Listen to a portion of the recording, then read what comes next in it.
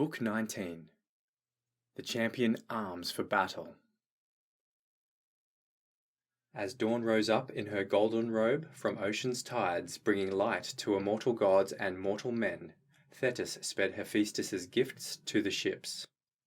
She found her beloved son lying face down, embracing Patroclus's body, sobbing, wailing, and round him crowded troops of mourning comrades.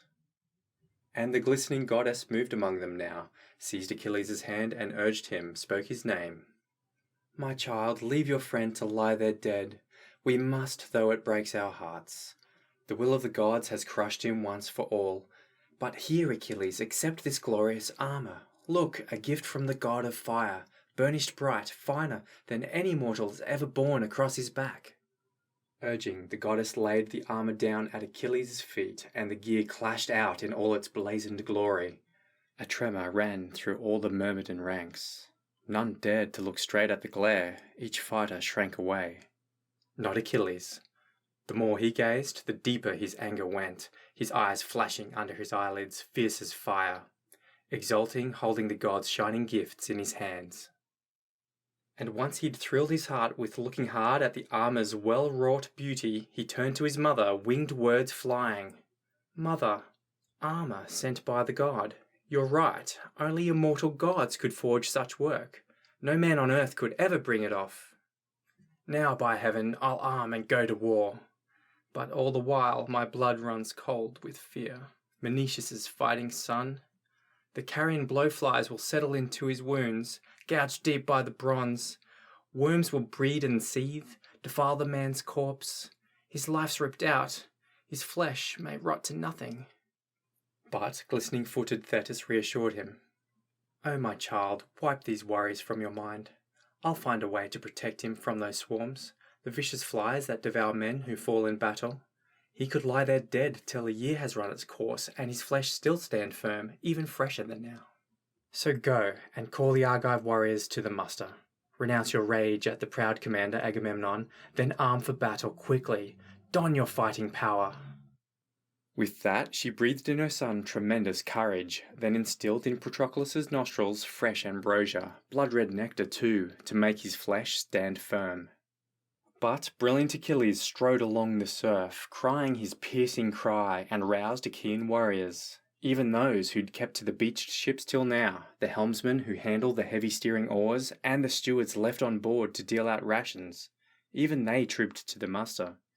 Great Achilles, who held back from the brutal fighting so long, had just come blazing forth. And along came 2 aides of Ares limping in, the battle-hard Tydides, flanked by good Odysseus, leaning on their spears, still bearing painful wounds, and slowly found their seats in the front ranks. And the lord of men Agamemnon came in last of all, weighed down by the wound he took in the rough charge when Cohen, son of Antenor, slashed his arm with bronze. And now, as all the Achaean armies massed together, the swift runner Achilles rose among them, asking, "Agamemnon, was it better for both of us, after all, for you and me to rage at each other, raked by anguish, consumed by heartsick strife, all for a young girl? If only Artemis had cut her down at the ships with one quick shaft that day I destroyed Lyrnessus, chose her as my prize. How many fewer friends had gnawed the dust of the wide world, brought down by enemy hands while I raged on and on. Better? Yes, for Hector and Hector's Trojans, not for the Argives. For years to come, I think, they will remember the feud that fled between us both. Enough! Let bygones be bygones. Done is done. Despite my anguish, I will beat it down, the fury mounting inside me, down by force. Now, by God, I call a halt to all my anger. It's wrong to keep on raging, heart inflamed forever. Quickly drive our long-haired Achaeans to battle now, so I can go at the Trojans once again and test their strength and see if they still long to camp the night at the ships. They'll gladly sink to a knee and rest at home, I'd say, whoever comes through alive from the heat of combat out from under my spear." Welcome, rousing words, and Achaeans at arms roared out with joy to hear the great-hearted Achilles swearing off his rage. Now it was King Agamemnon's turn to address them. He rose from his seat, not moving towards the centre. The lord of men spoke out from where he stood. My friends, fighting Danaans, aides of Ares, when a man stands up to speak, it's well to listen, not to interrupt him, the only courteous thing. Even the finest speaker finds intrusions hard, yet how can a person hear or say a word? This howling din could drown the clearest voice, but I will declare my inmost feelings to Achilles. And you, the rest of you Argives, listen closely. Every man of you here, mark each word I say. Often the armies brought this matter up against me. They would revile me in public. But I am not to blame. Zeus and fate and the fury stalking through the night, they are the ones who drove that savage madness in my heart. That day in assembly when I seized Achilles' prize, on my own authority, true, but what could I do? A god impels all things to their fulfillment. Ruin, eldest daughter of Zeus, she blinds us all, that fatal madness. She, with those delicate feet of hers, never touching the earth, gliding over the heads of men to trap us all. She entangles one man, now another. Why, she and her frenzy blinded Zeus one time. Highest, greatest of men and gods, they say, even Father Zeus. Hera deceived him blind, feminine as she is, and only armed with guile. That day in Thebes, ringed with tower on tower, Alcmena was poised to bear invincible Heracles. So the proud father declared to all immortals, "Hear me, all you gods and all goddesses too, as I proclaim what's brooding deep inside me. Today the goddess of birth pangs and labour will bring to light a human child, a man-child born of the stock of men who spring from my blood, one who will lord it over all who dwell around him." But, teeming with treachery, noble Hera set her trap. You will prove a liar when the time arrives to crown your words with action. Come now, my Olympian, swear your inviolate oath that he shall lord it over all who dwell around him, that child who drops between a woman's knees today, born of the stock of men who spring from Zeus's blood. And Zeus suspected nothing, not a word of treachery. He swore his mighty oath, blinded from that hour on. Speeding down in a flash from Mount Olympus's summit, Hera reached Achaean Argos in no time, where, she knew for a fact, the hardy wife of Sthenelus, Perseus' own son, was about to bear her child, but only 7 months gone. So into the light, Queen Hera brought the baby 2 months shy, and the goddess stopped Alcmena's hour of birth. She held back the Lady of Labour's birthing pangs and rushed in person to give the word to Zeus. Zeus, Father, Lord of the lightning bolt, here is a piece of news to warm your heart. Today an illustrious son is born to rule the Argives, Eurystheus, son of Sthenelus, descendant of Perseus. So he is born of your own stock and immortal blood, and it's only right for him to rule the Argives. With that, a stab of agony struck his deep heart. Suddenly seizing Ruin by her glossy oiled braids, he was furious, raging. Now he swore his inviolate oath that never again would she return to Olympus's starry skies, that maddening goddess Ruin, Ruin who blinds us all. With that, he whirled her around in his massive hand and flung her out of the brilliant, starry skies, and she soon found herself in the world of men. But Zeus could never think of Ruin without a groan whenever he saw Heracles, his own dear son, endure some shameful labour Eurystheus forced upon him. And so with me, I tell you, when tall Hector, with that flashing helmet of his, kept slaughtering Argives pinned against our ships, how could I once forget that madness, that frenzy, the ruin that blinded me from that first day? But since I was blinded and Zeus stole my wits, I'm intent on setting things to rights at once. I'll give that priceless ransom paid for friendship. Gear up for battle now, and rouse the rest of your armies. As for the gifts, here I am to produce them all that good Odysseus promised you in full the other day when he approached your tents. Or if you prefer, hold off a moment now, much as your heart would spur you on to war. Aides will fetch that treasure trove from my ship, they'll bring it here to you, so you can behold what hoards I'll give to set your heart at peace. But the swift runner Achilles broke in sharply. Field Marshal Atrides, Lord of men Agamemnon, produce the gifts if you like, as you see fit. Or keep them back, it's up to you. But now, quickly, call up the wild joy of war at once.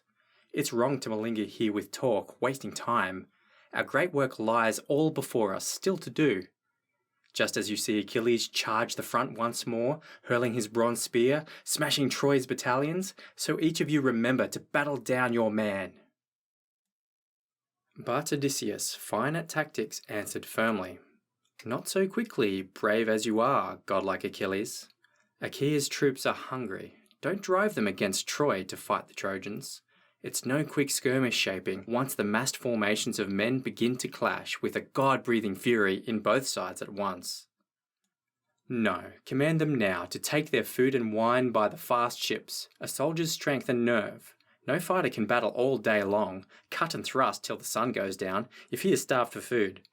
Even though his courage may blaze up for combat, his limbs will turn to lead before he knows it. Thirst and hunger will overtake him quickly, his knees will cave in as the man struggles on. But the one who takes his fill of food and wine before he grapples enemies full force, dawn to dusk, the heart in his chest keeps pounding fresh with courage, nor do his legs give out till all break off from battle. Come, dismiss your ranks, have them make their meal. As for the gifts, let the king of men Agamemnon have a lot of them hauled amidst our muster, so all the troops can see the trove themselves, and you, Achilles, you can warm your heart. And let the king stand up before the entire army. Let Agamemnon swear to you his solemn binding oath. He never mounted her bed, never once made love with her. The natural thing, my lord, men and women joined. And you, Achilles, show some human kindness too, in your own heart. Then, as a peace offering, let him present you a lavish feast in his tents, so you won't lack your just deserts at last. And you, great son of Atreus, you be more just to others from now on. It is no disgrace for a king to appease a man when the king himself was first to give offence."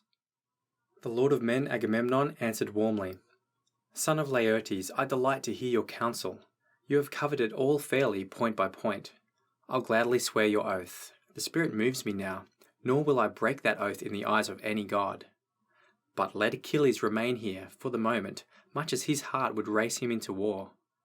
The rest remain here too, all in strict formation, till the treasure trove is hauled forth from my tents and we can seal our binding oaths in blood. And you, Odysseus, I tell you, I command you, pick out young men, the best in our joint forces, bring forth the gifts from my ship, all we promised Achilles just the other day, and bring the women too. Here, in the presence of our united armed contingents, let Talthybius quickly prepare a wild boar for me.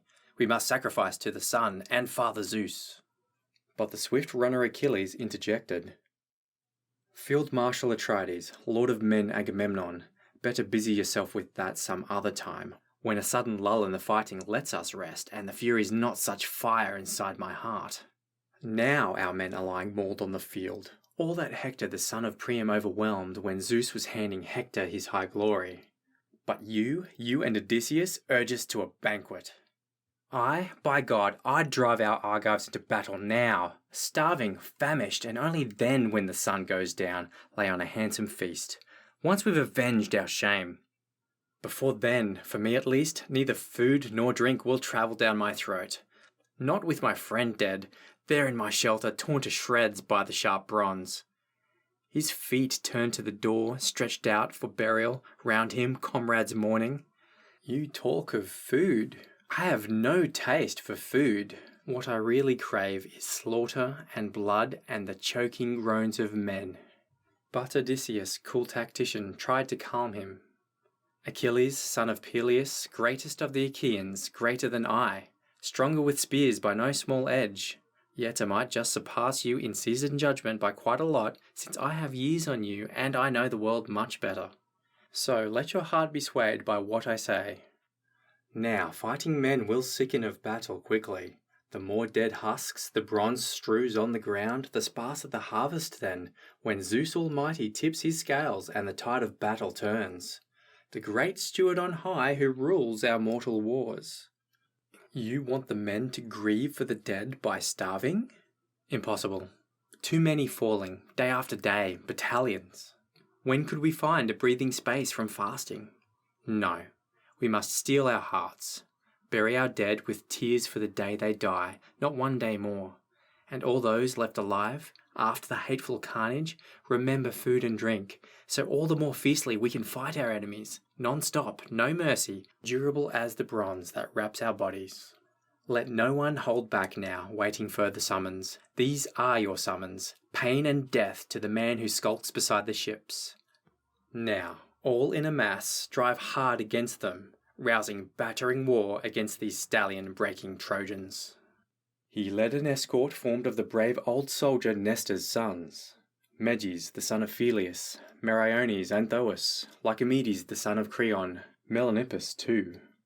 Off they went to the tents of Agamemnon. A few sharp commands and the work was done. 7 tripods hauled from the tents. As promised, 20 burnished cauldrons, a dozen massive stallions. They quickly brought out women, flawless, skilled in crafts, 7, and Briseis in all her beauty made the 8th. Then Odysseus weighed out 10 full bars of gold and led the princes back laden with other gifts, and they set them down amid the meeting grounds. The crier Talthybius, his voice clear as a god's, holding the boar in his arms, flanked the great commander. And Atreus' son drew forth the dagger always slung at his battle sword's big sheath. He cut some hairs from the boar's head, first tufts to start the right, and lifting up his arms to Zeus on high, he prayed while the armies held fast to their seats in silence, all by rank and file, listening to their king. He scanned the vaulting skies as his voice rang in prayer. Zeus be my witness first, the highest, best of gods. Then earth, the sun, and Furies stalking the world below to wreak revenge on the dead who broke their oaths. I swear I never laid a hand on the girl Briseis. I never forced her to serve my lust in bed or perform some other task. Briseis remained untouched within my tents. True. If a word of what I say is falsely sworn, may the gods deal out such blows to me, such agonies, as they deal out to the men who break sworn oaths and take their names in vain. On those terms he dragged his ruthless dagger across the boar's throat. Talthybius whirled the carcass round about his head and slung it into the yawning gulf of the grey sea for swarming fish to eat. Then Prince Achilles stood and addressed the Argives keen for battle. Father Zeus, great are the blinding frenzies you deal out to men. If not, I swear, Atrides could never have roused the fury in me, the rage that would not die, or wrenched the girl away against my will. Stubborn, implacable man. But Zeus, somehow, was bent on his awesome slaughter of Achaeans. Go now, take your meal, the sooner to bring on war. This brusque command dispersed the muster quickly. The contingents scattered, each to its own ship. Exultant Myrmidons took charge of the gifts and bore them off to their royal captain's moorings. They stowed them safe in his shelters, settled the women, and proud henchmen drove the teams to his herds. And so Briseis returned like golden Aphrodite, but when she saw Patroclus lying torn by the bronze, she flung herself on his body, gave a piercing cry, and with both hands clawing deep at her breasts, her soft throat and lovely face, she sobbed, a woman like a goddess in her grief. Patroclus, dearest joy of my heart, my harrowed, broken heart. I left you alive that day I left these shelters. Now I come back to find you fallen, captain of armies. So grief gives way to grief, my life, one endless sorrow. The husband to whom my father and noble mother gave me, I saw him torn by the sharp bronze before our city, and my 3 brothers, a single mother bore us. My brothers, how I loved you. You all went down to death on the same day. But you, Patroclus, you would not let me weep, not when the swift Achilles cut my husband down. Not when he plundered the lordly Minos' city, not even weep. No, again and again you vowed you'd make me god like Achilles' lawful, wedded wife. You would sail me west in your warships, home to Phthia, and there with the Myrmidons hold my marriage feast. So now I mourn your death. I will never stop. You were always kind. Her voice rang out in tears, and the women wailed in answer. Grief for Patroclus calling forth each woman's private sorrows. But Achaea's warlords clustered round Achilles, begging him to eat. He only spurned them, groaning, I beg you. If any comrade will hear me out in this, Stop pressing me now to glut myself with food and drink. Now such painful grief has come and struck my heart. I'll hold out till the sun goes down, enduring, fasting, despite your appeals. His voice so firm that Achilles caused the other kings to scatter. But the two Atrides stayed, and good Odysseus, Nestor, Idomeneus, Phoenix the old charioteer, all trying to comfort Achilles deep in sorrow. But no comfort could reach the fighter's heart till he went striding into the jaws of bloody war. The memories swept over him. Sighs heaved from his depths as Achilles burst forth. Ah God, time and again, my doomed, my dearest friend, you would set before us a seasoned meal yourself, here in our tents in your quick and expert way, when Argive forces rushed to fight the Trojans, stampeding those breakers of horses into rout. But now you lie here before me, hacked to pieces here, while the heart within me fasts from food and drink, though stores inside are full. I am sick with longing for you. There's no more shattering blow that I could suffer, not even if I should learn of my own father's death, who, this moment, is weeping warm tears in Tyre. I know it, bereft of a son as loved as this. And here I am in a distant land, fighting Trojans, and all for that blood-chilling horror, Helen. Or the death of my dear son, reared for me in Skyros, if Prince Neoptolemus is still among the living. Till now I'd hoped with all my heart, that I alone would die far from the stallion land of Argos, here in Troy. But you, Patroclus, would journey back to Tyre, and then you'd ferry Neoptolemus home from Skyros, fast in your black ship, and show him all my wealth, my serving men, my great house with the high vaulting roof.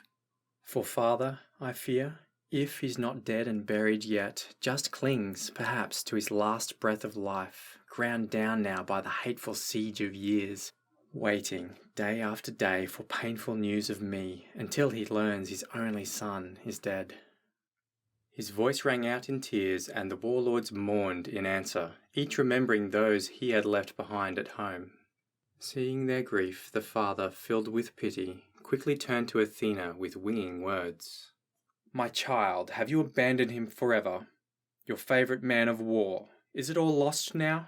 No more care for Achilles left inside your heart?